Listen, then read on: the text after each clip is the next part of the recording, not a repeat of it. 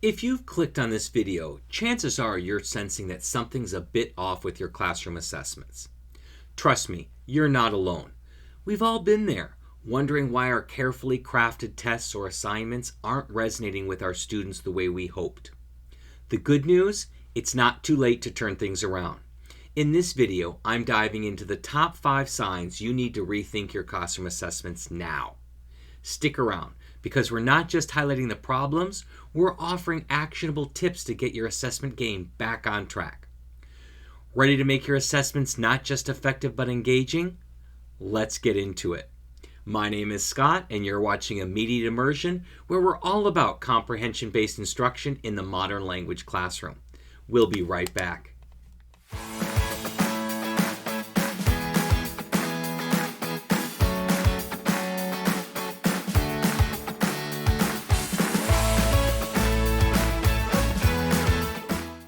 So let's kick things off with a biggie, declining student engagement.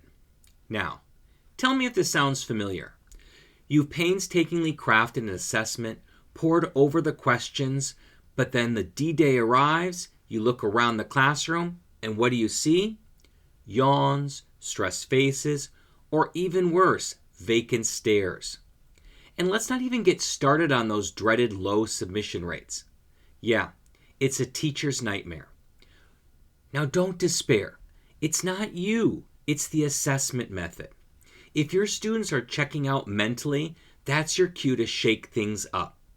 One cool way to do this is by bringing in more interactive assessment methods. Think peer assessments or project-based evaluations. Not only do these methods tap into different skill sets, but they also make the assessment process a shared experience, making it less intimidating and more engaging. Oh, and have you ever tried gamification? Trust me, it's not just a buzzword. Incorporate elements of play, like point-based systems, badges, or even friendly class competitions into your assessments. It can make a world of difference in how students perceive and engage with the tasks at hand. Plus, it gives them a break from the monotonous click and submit routine. Give it a try. You might just find your students actually looking forward to the next assessment. Inconsistent results across assessments. This one's a head scratcher, isn't it? You've got a student who nails the quizzes but bombs the tests. Or maybe you've got someone who aced a project but can barely scrape through a written exam. What gives? The inconsistencies in scores are not just confusing for you, they're demoralizing for your students as well. First off, don't rush to label your students as unpredictable geniuses or slackers. Inconsistencies often point to an issue with the assessment itself, not the assessee. So where do you start? Item analysis. This is where you'll get into the nitty-gritty of each question type, looking at which ones frequently get missed and why. Maybe a question is too ambiguous, or perhaps it's not aligned with what you actually taught. Identifying these problem areas can go a long way in making your assessments more reliable. Here's another golden nugget: alignment. Ensure your assessments align with your learning objectives and the teaching methods you're using. I mean, it wouldn't make sense to have a multiple choice test for a unit that was all about developing conversational skills, right? Alignment not only creates a more logical flow in your course, but also sets clear expectations for your students, helping them perform consistently across different types of assessments. So next time you see wildly swinging grades, instead of scratching your head, take a closer look at what your assessments look like. A little detective work can go a long way in solving the mystery of inconsistent results. All right, let's tackle the third big issue, the feedback loop breakdown. Ever had that moment where you return an assessment full of comments and suggestions and the student just nods, pockets the paper, and walks away? Or even worse, they look at you confused and ask, "So what does this mean?" Yeah, it's frustrating.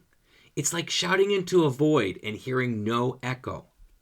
First things first, if your students can't articulate what they've learned from your feedback, that's a red flag. Feedback is supposed to be a dialogue, not a monologue. It should trigger action and reflection.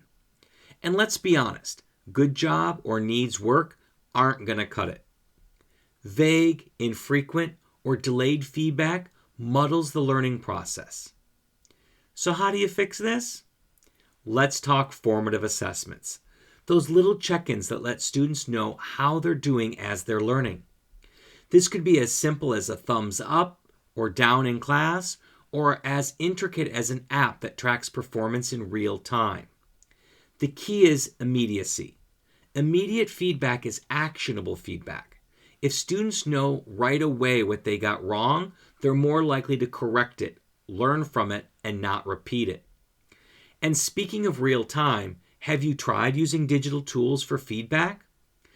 You can use markup tools that allow you to annotate student work directly, making your comments clear, specific, and super easy for students to understand and act upon. Bottom line, don't let your feedback loop break down. Keep it immediate, keep it clear, and keep the dialogue flowing. That's how learning happens. Okay, on to our fourth stumbling block, the reliance on single method assessments. You know what I'm talking about. You find an assessment type that's easy to grade, and suddenly every evaluation becomes a multiple choice marathon. While it may seem efficient, let's be real. It's kind of like trying to gauge someone's cooking skills by only ever tasting their spaghetti. It leaves a lot on the table, literally. Relying heavily on one type of assessment isn't just monotonous, it can skew results. Not every student excels at multiple choice tests, and that doesn't mean they're not grasping the material. What about the student who can eloquently express themselves orally but freezes up on written exams? Are we doing them justice? Here's the workaround. Diversify. Go holistic in your approach to assessments, and in some oral presentations, portfolios, or written assignments into the mix.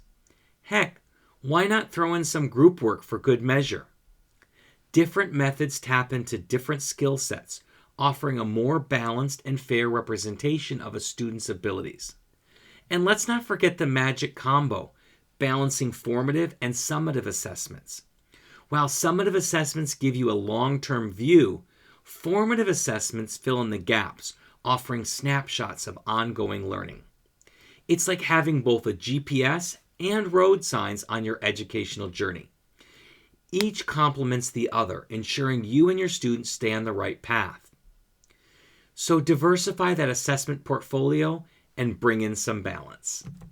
Are you spending late nights grading exams and still not sure if you're accurately assessing your students' language skills? Trust me, I get it. Grading can feel like a never-ending cycle of doubt, paperwork, and let's face it, stress. But hold up.